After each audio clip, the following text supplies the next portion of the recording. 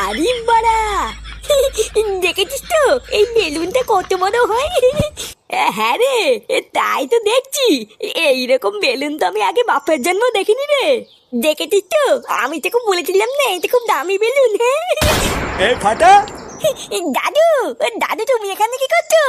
এ তোর হাতে ওটা কি রে? ফেল ওটা ফেল। ফেলবো কেন?